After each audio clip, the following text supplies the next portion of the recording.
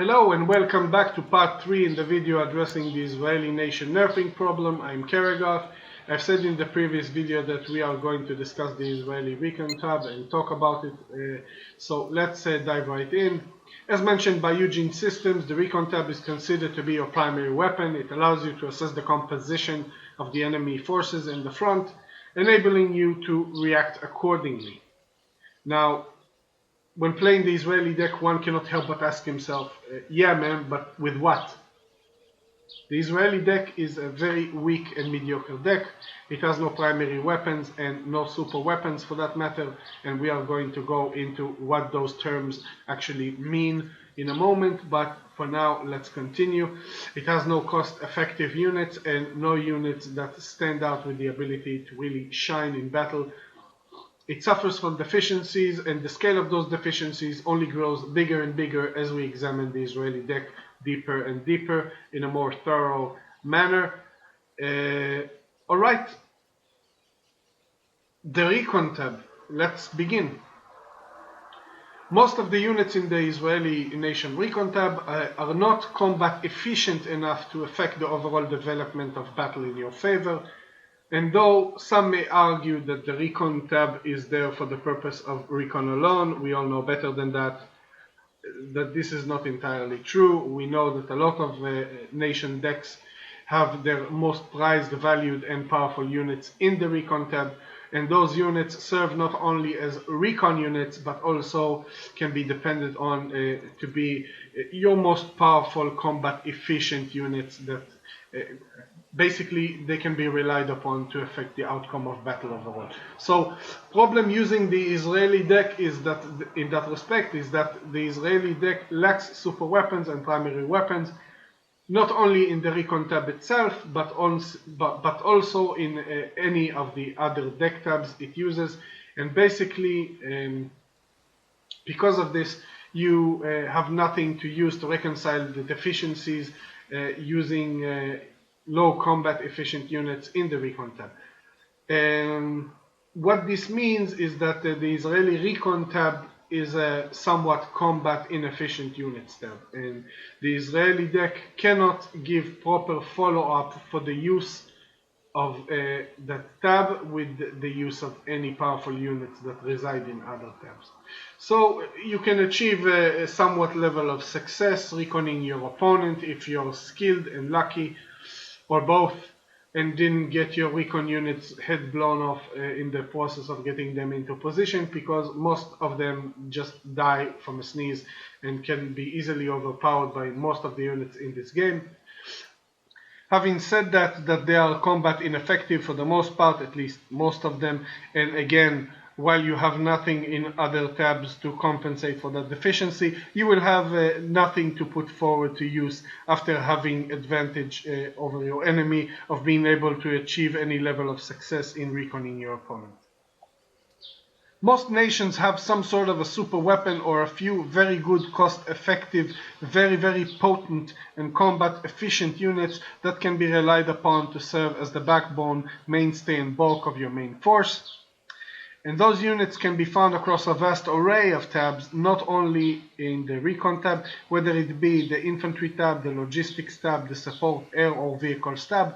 And those very same units we are talking about give decks, armies the necessary boost they need to be powerful enough in certain situations to affect the overall progress of battle in your favor, ultimately affecting the outcome of battle itself. And while this is very true in regards to other nations' decks, when considering the Israeli deck, this is not the case.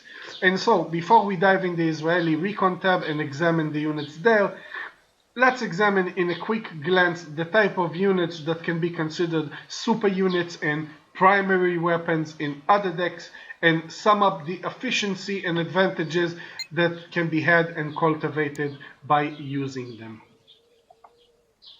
We want to do this so we would have the benefit of points of reference, something to compare the Israeli deck to when it comes to going over to it and analyzing it later on in this video. Alright, let's go over to the armory, but before we can begin, let's break it down and address the terminology of what is considered to be a primary weapon and what is considered to be a super weapon in this game. A primary weapon is a unit or a number of units in your deck that serve as a backbone of your military force. They are most likely to be very cost effective, so you can use them in somewhat large quantities. They are bringing forward a bit of an edge, rather higher than what most of your normal regular units can bring to the field. They have good survivability, but they cannot be considered or regarded as a super weapon because they lack the staggering excessive abilities or a multitude of capabilities a super weapon is bringing forward into battle. So again, they serve as the backbone of your main force, supporting your army whenever and wherever it is needed, and they can help to carry you for the duration of the battle, and for the most part, and as mentioned, they cannot be easily destroyed or overpowered by most of the enemy units. Now let's discuss super weapons and what can be considered to be a super weapon in your deck.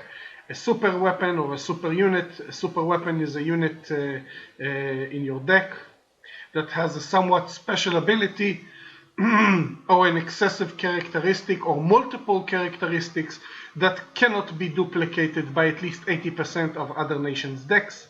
The super unit is a unit that the special abilities it uses or special abilities it uses can vary, but for the most part the abilities or the ability or abilities the unit is using makes it distinguish itself as opposed to other units in the game, and the unit by itself as a standalone unit can be regarded as and considered a very powerful, potent and able unit in its field. Adding to that the unit is most likely to overpower other units it encounters with relative ease. Its edge over other units is very noticeable, and to sum it up, can turn the tide of battle, and it is most likely to be cost effective, so you are getting your points worth when it comes to using it properly. Right off the bat, we see before us the mighty and dreadful T-80UK. The T-80UK is a super weapon. It is a super unit because it encompasses within itself staggering abilities that, as said before, cannot be duplicated by more than 80% of what other nation decks are using in this game. Firstly, it is a command unit, first in its class, and secondly, it is a super heavy tank. And even more, while the tank itself might seem to have characteristics lesser than any other known super heavy tank, let's go over them for a moment. Having 20 front armor, 20 AP power with 60% accuracy, stabilizers of 50, a few slash missiles with accuracy of 50 and stabilizers 40, HE power against infantry of 4, road speed of 110 and very good off-road speed of 70. As I said, the tank itself, while it might seem with a characteristic lesser than any other known super heavy tank, well, do not be deceived for 1 second by those stats.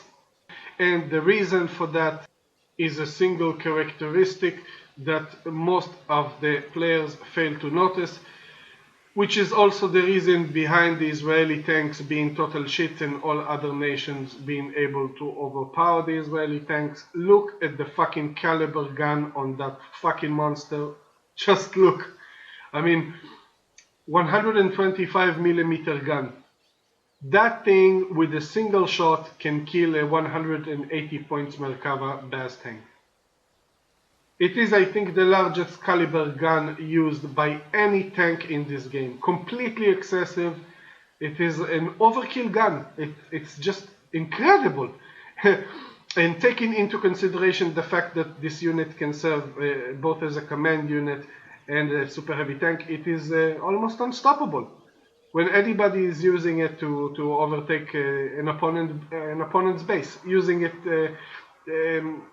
using the very same method that I've demonstrated in one of my first videos on YouTube called Behind Enemy Lines. You can quite simply walk up to the enemy base, park your heavy ass there, and let your opponent choke on it. Very, very powerful unit. Also the fact that you might consider also the fact that super heavy tanks cost about 165 points to 180 points. So for the margin of 35 points to 20 points, you are getting the ability for the tank to be used as a command tank. Very cost effective when it comes to what you are getting for that price. All in all, a super weapon, first in its class, and I have nothing to add to that. Okay. The MiG-29 and 9-135 used by Red for DLC Baltic Front and Poland, also used by Yugoslavia under a different name of L-18, is a super weapon, no reload time on its twin long-range missiles with great accuracy to them. It fires everything it has and can bug the fuck out after it's done. Firing two very effective high velocity, high accuracy, long range air-to-air missiles. What this basically means is if we were to compare it to artillery piece, it's like having an artillery unit that does not need reload time, does not need adjustments before firing, and say if you want to shell a position on the map, your high caliber shells can reach the target area almost instantly with less travel time, as opposed to all other artillery pieces used by other decks in the game that cannot accomplish that, and all share the same penalty of having to wait the adjustment time, enabling the activation of the unit before it can open fire. So this is a super weapon without a doubt. You can also have 4 per card, and you can clearly dominate the sky using those air superiority fighters with relative ease. Basically, you minimize the risk of your planes being shot down while your opponent is left in the sky to deal with a spray of metal and shit. And while air units in the game are very, very costly, having such an ability in the air in playing 1 versus 1 is very, very overpowering ability to have, and a big advantage to have over your opponent, to the point of it being ludicrous. So again, those planes are very powerful. They are a very powerful super weapon, and they definitely influence the battlefield in a very profound way, because they enable the player to dominate the most high valued aspect of warfare, the sky, where the units are very expensive and the loss of each and every single unit can be devastating. The Respovo Neva Mit, used by Yugoslavia or the Entity Coalition, is a super weapon, and I would go as far as saying it is a super weapon with a capital S. It is an anti-air defensive system with a max range of 4 km 200 meters. It has a max road speed of 150 km per hour, which means it can reach the front very, very fast. It has a decent off-road speed of 60 km per hour, so it can move and evade enemy return fire by enemy artillery units firing on its location, and it can do it pretty damn fast. In other words, it is not limited once it sets up shop in a position. Also, it can accompany your advancing units pretty damn fast. So HE power of 9, which is very, very good, and great accuracy of 60% to those 4 powerful missiles. It carries crazy mobility, autonomy range of 850 kilometers. It can practically reach anywhere on the battlefield, on the map, without having to be refueled, and would only need to be supplied once it runs out of ammo. But we are just getting started. Guess what? This insane unit cannot be targeted by seed. So a couple of these and you are set for the entire duration of the battle, not having to worry at the least about enemy planes. And that's not the end of it. I mean, yep, it can also take down helos from a distance of 2,625 meters. This unit is a dream come true. It costs only 95 points, and when the US and NORAD Patriot super weapon will cost you 120 points, and we will get into that Patriot unit in a minute. But really, This unit is the Batmobile. Real James Bond shit right here. I mean, it's a dream come true. Just an insane unit, and I have nothing more to say. That's it. Okay, let's move on to the Patriot. The Patriot used by the US and NORAD decks, as I just mentioned, is also a super weapon, a super unit. You are getting here an anti-air defense system, also with crazy insane autonomy, max range of 850 kilometers, very fast road speed of 150 kilometers per hour, off-road speed very distant, 65 kilometers per hour. So it is, it can reach the front very fast, and it is mobile enough to evade enemy return fire used by artillery pieces. The HE power on its missiles is very high, 9 points of HE power, and superb accuracy of 70%. Now, as opposed to the Respo used by the Entity Coalition in Yugoslavia, this unit can be targeted by SID, but guess what? The max range it has of 5 kilometers, 600 meters, outranges almost every single SID plane in the game. So you can't even try to get near it or close to it, even when you are using a SID plane, which is it's an amazing ability to have such a range, and when using SID planes, which is particularly designed to counter the anti-aircraft radar systems, it won't do you much good against this unit, this superpower unit. I remember the first month playing this game years ago, I managed to defeat a general when I was only a private, just because of this insane anti-air defense system. He kept trying to use planes and they kept dropping like flies. So no doubt a great super weapon to have for the cost of 120 points.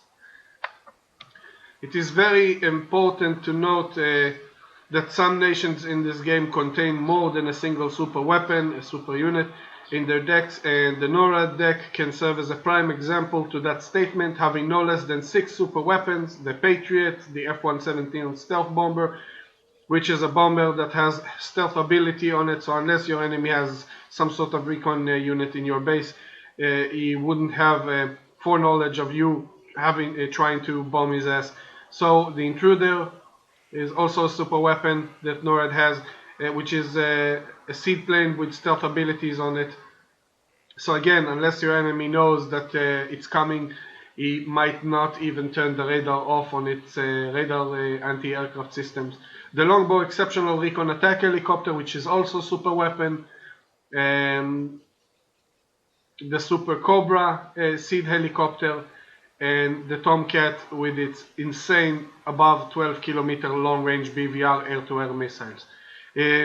So 6 very potent super weapons on the NORAD deck. It is also very important to note why the A10 did not make the cut to be regarded as a super unit, even when having very noticeable and remarkable unique features to it, like having armor on it, while most other planes in the game do not have armor on them at all, packing 6 anti-tank missiles with great accuracy, while most other anti-tank planes do not possess such extensive payloads, and furthermore, the 30mm cannon that it has, of course, that can obliterate armored ground units, when this ability by itself grants it a unicorn status and cannot be duplicated by most of the other decks in the game.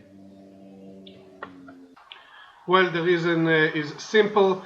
Left to their own devices, all the other super weapons mentioned can be combat effective in one way or another. The Patriot will open fire on aircraft. The stealth bomber can bomb locations using the attack location option or bomb location order. The Intruder, which is a stealth SID plane, will engage active radar systems.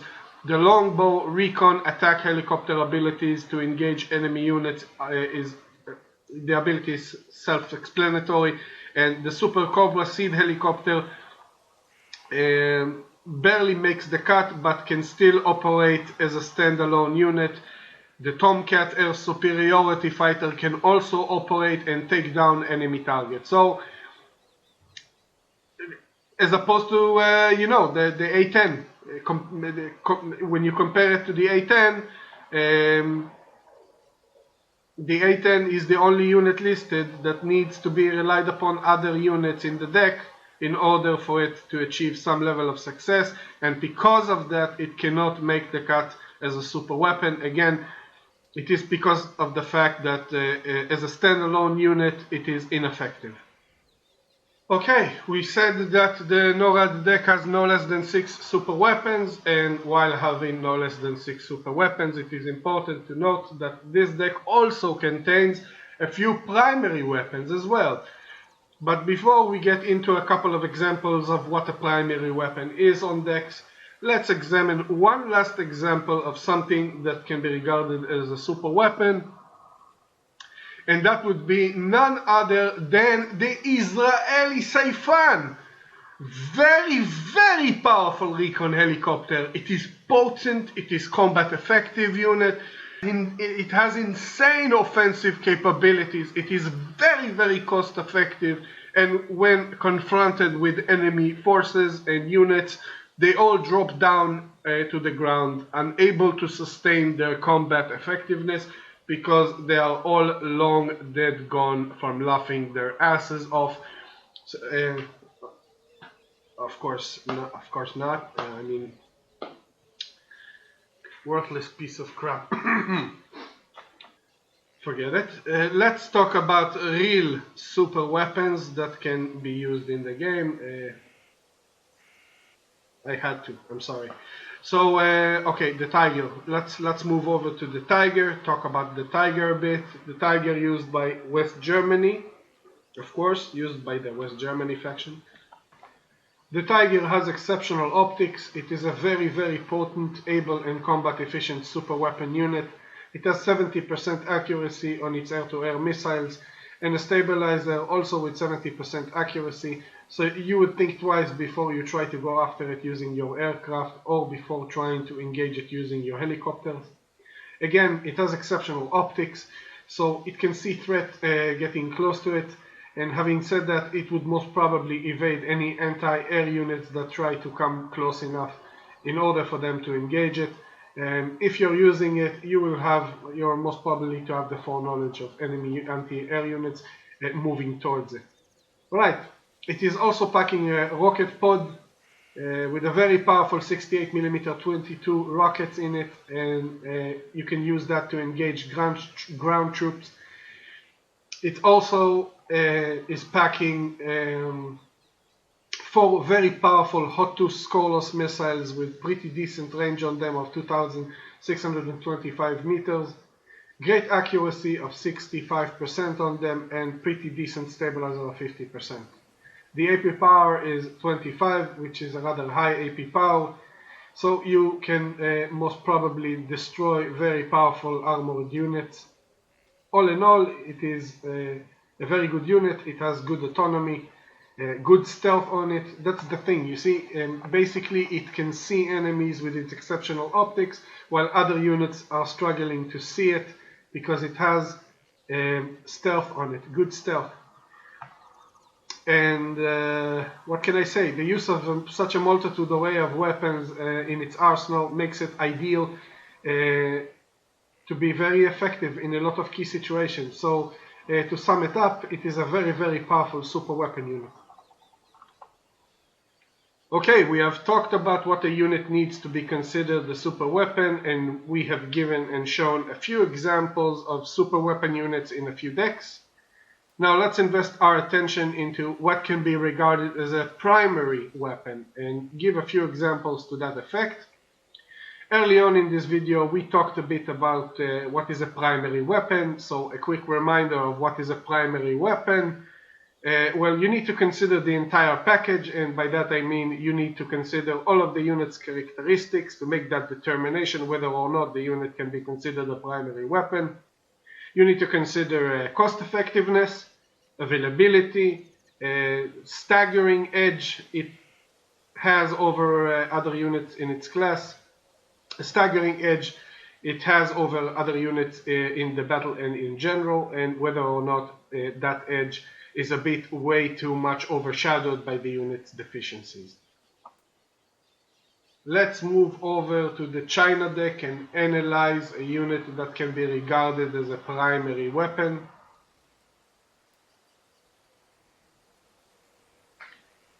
The PTZ-89, 9 per card, so it has good availability, not too great but enough to make the cut.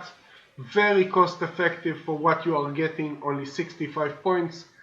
And for those 65 points you get a 120mm main gun with 55% accuracy and 21 AP power, wow! Firing with high rate of 10 rounds per minute. Staggering edge, no doubt, because basically it is a high velocity, super heavy tank gun, and you are putting it on the map for a mere pocket change in terms of points. 110 road speed, decent off-road speed of 60 kilometers per hour, so no deficiency there. It even has 5 frontal armor, so it is not completely defenseless. The gun itself can target both infantry and armored units, 3 HE power, and an extra machine gun with a kilometer of ground range and 875 to counter helicopters. So in close range it is not defenseless, decent autonomy of 450 kilometers. This unit is great. It's a primary weapon, you can rely on it to carry you throughout the battle and to make a difference. It is cost effective, it is a primary weapon. If you see someone playing the China deck and he's not using that unit, he's doing everything wrong. That unit should be the mainstay and the bulk of his force, and by using it he most likely guarantees his dominance over the map. So it is a primary weapon, and let's move on to another example. If you are using the Blue Dragons coalition deck, which is Japan combined with South Korea, you better set your gaze upon this unit, the Nana Yonshiki G. The Nana Yonshiki G is a primary weapon. It has a better gun than all of the tank guns the Israeli nation can field in its medium tank department. Better gun than the Merkava 2A gun, better gun than the Magach Betgal. And as you can see, if we compare it, the Nana Yonshiki G has a better accuracy, better stabilizer when compared to the Magach Betgal's gun. Even if we try and compare its gun to the Israeli nation's 95-point Magach 7C Gimel tank gun, even then the Nana Yonshiki G gun is still slightly better, with a 5% more stabilizer accuracy on its gun. So for the cost of 60 points you are getting a better gun than what Israel can put to the field with even 95 points, and you also get a much powerful and much desired grenade launcher. It has a great edge. Availability is great, 14 per card, considering the Nana Yonshiki G tank resides in the tank tab, so having 14 per card is amazing. Cost effectiveness is amazing, considering what you are getting for 60 points, both grenade launcher and pretty decent gun. The edge this unit has is not overshadowed by the unit's deficiencies. The off-road speed is still somewhat decent, 50 kilometers per hour, 400 kilometers of autonomy, not too great but okay, and it has 8 frontal armor and 4 side armor on it, so it is not completely defenseless. This unit can be used in large numbers. It can support your troops, melt enemy infantry right away with its grenade launcher, and even kill powerful tanks from time to time when used in large numbers. And as mentioned before, because this unit is very cost effective and rather high on availability, you can certainly afford lots of them on the battlefield and use them to much effect in sufficient numbers to influence the outcome of battle overall when using them correctly. So again, all in all, a primary weapon, you can rely on them to make a difference. The unit is cost effective, it has an edge with the grenade launcher, good availability on it, 14 per card, and if you see somebody playing the Blue Dragons coalition deck, you should most certainly expect to encounter a lot of them on the battlefield. Alright, our plan from the get-go was to get to the Israeli deck and go over it and dissect it piece by piece, but before we do that, let's examine yet another example of a primary weapon, and this time, one last example. This time let's go over to the West Germany faction and discuss two types of units in the infantry tab that can be considered the primary weapon. The YaGer infantry unit and the panzergrenadiers 90 infantry unit. First, let's talk about the YaGer. The YaGer is a very OP cheap infantry, and by cheap I mean considering what you are getting for that price. The YaGer playing the West Germany faction can serve as a primary weapon, no doubt. Again, it is a very cost effective unit considering what you are getting. Availability is just superb with 24 units per card, amazing features on it compared to other nations' regular infantry units. So without a doubt, it has the edge needed to be considered a primary weapon. It answers the requirements to be regarded as such, with no question. So let's do a comparison for the sake of argument. People tend to say that the Israeli Ruva 890 is just an insane OP regular infantry. I am going to show you here and now that the YaGer is superior in all respects, just superior in every single way. Look, just open your eyes, people, and just look. I don't even know where to begin. Okay, now it is true that in order to get the YaGer into the field at a minimum price, you are paying 5 extra points. It is true.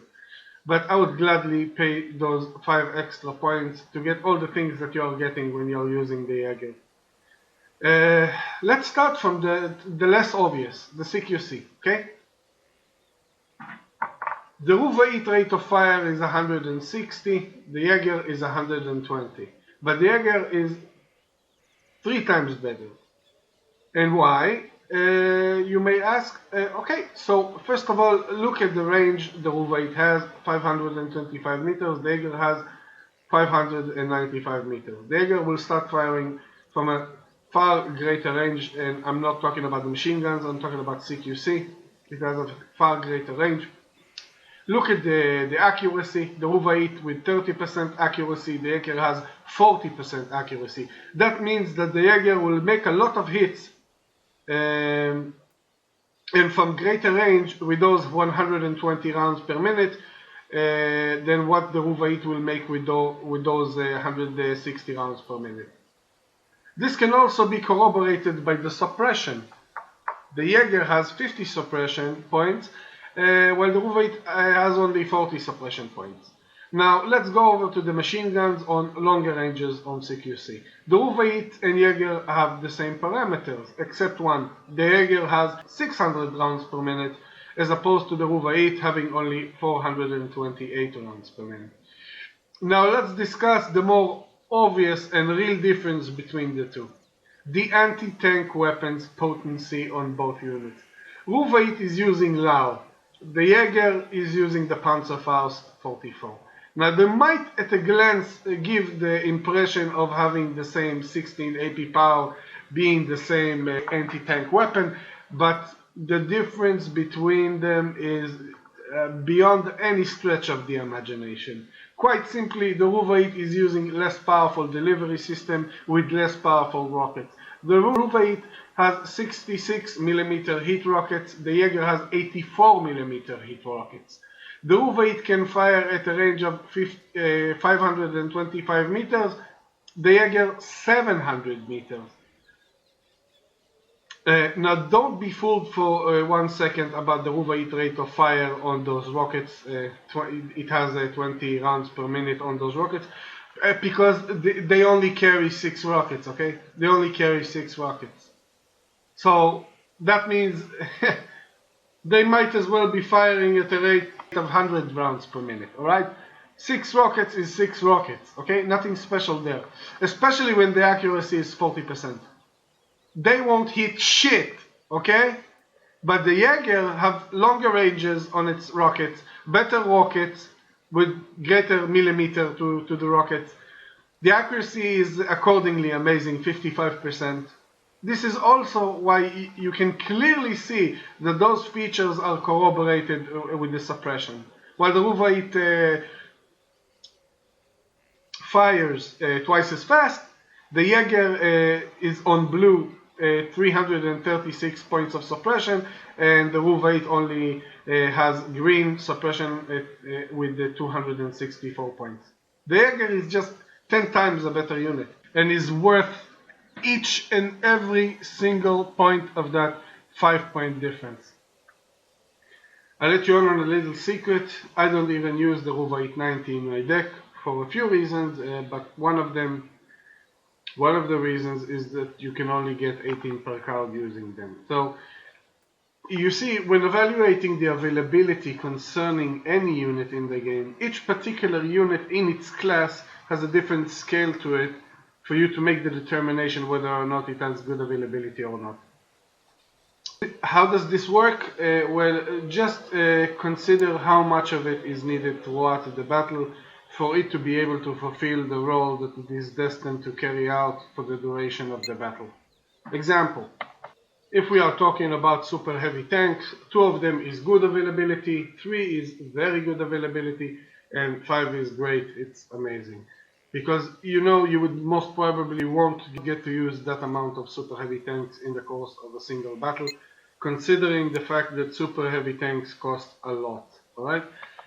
But the Ruvait, being a regular infantry, 18 per card is simply not enough. You need at least 22 per card for it to be able to perform its duties for the entire duration of the battle without you having to worry of that card running out before the battle is complete.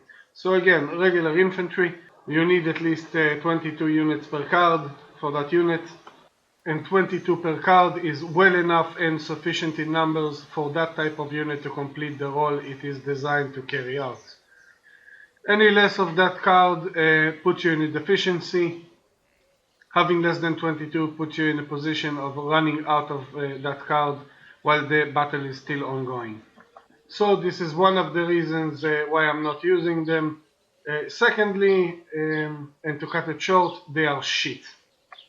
They give the impression at a glance of being a very good regular infantry unit, when in actual fact a close examination of the real abilities discernible for a more probing inspection reveals that they are a very weak and incompetent unit. They quite simply cannot be relied upon to affect the course of the battle in your favor, at least not half as much as other infantry units you could be using in their stead. Again, they lack the numbers in availability, the potency in combat for you to consider them a weapon of choice in any shape or form while using the Israeli nation deck. Alright, this is, we were talking about the Ruvait. Now let's return to the subject of the YaGer. Let's get back to the YaGer. Availability, superb availability, 24 per card. Abilities are great, very good abilities. Definitely has an edge over other regular infantry unit. Cost effectiveness, great cost effectiveness compared to what you are getting for 20 points. The minimum cost of getting them to the field, 20 points. Least we forget they can be summoned with Marder 1 and Marder 2 troop carriers, so amazing infantry carriers that can be used in collaboration with them. So you should even consider using them with those troop carriers to double the effect of their potency. All in all, the YaGer qualifies as a primary weapon, and to sum it up, the YaGer is an amazing and great infantry, regular infantry unit. Right, let's move on to the panzergrenadier 90. The panzergrenadier 90. Panzergrenadier 90. Sounds fearsome. For a minimum of 30 points, you're getting something very, very special here, similar to the fully fledged commando unit like the Israeli Shayetet 13. But why the panzergrenadiers 90 is considered to be a primary weapon while the Shaheed 13 cannot be regarded as such? Well, before we go into it, let's just make a note of the fact that the Shaheed 13 is a fully fledged commando unit through and through. It is expected to be costly for its features, and it is expected to be low on availability. But with the panzergrenadiers 90, that is not the case. The minimum price of getting the Shaheed 13 into battle is a 40 points minimum. The minimum price of getting the panzergrenadiers 90 is 30 points. So for 10 less points, you are getting a commando team. Yes, you heard me correctly. You're actually putting a commando team on the map for only 30 points. And that is insane in terms of cost effectiveness. Also, the second criteria of being regarded as a primary weapon is met with ease. It has amazing availability of 14 per card, as opposed to the Shaheed 13, only 9 per card. And if compared to other nation decks commando teams, sometimes even less per card. Other nation decks commando teams sometimes have only 6 or 7 per card using a commando team. So again, we have cost effectiveness, 30 points to get it on the map, and we have availability 14 per card. Now let's talk about the edge. While the panzergrenadiers 90 resembles the Shaheed 13 in many ways, and while it may perform with slightly less efficiency in CQC than the Shaheed 13, and even having a lesser range on the anti-tank missiles, it is still packing a very powerful edge, having an incredible, mind-blowing 24 AP power anti-tank rockets with 70% accuracy and a decent range of 700 meters. You can take out a super heavy tank with a single hit from one of those things, so that by itself gives it an edge even above the Shaheed 13 commando team, having only 21 AP power to them. And again, you are getting all that for less points and greater availability. A primary weapon, there is no arguing about that. The panzergrenadiers 90, an incredible unit, very, very, very potent and powerful unit that can be delivered to the map with high numbers, cost effectiveness, has the edge, and can absolutely change the course of the battle in your favor. Alright, now after we are done with all the examples, and after we explained what a super weapon and a primary weapon means, we can finally move over to the Israeli deck, go over it piece by piece, analyze it, and give summation to this ridiculously long ass preamble. Again, be patient. I will do the best that I can to release the next video as fast as I can while making sure I'm not forgetting anything.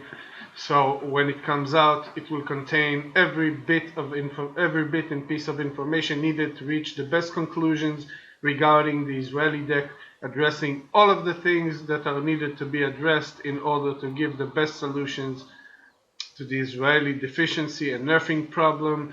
So until next time, good luck on the battlefield. YaGer signing off.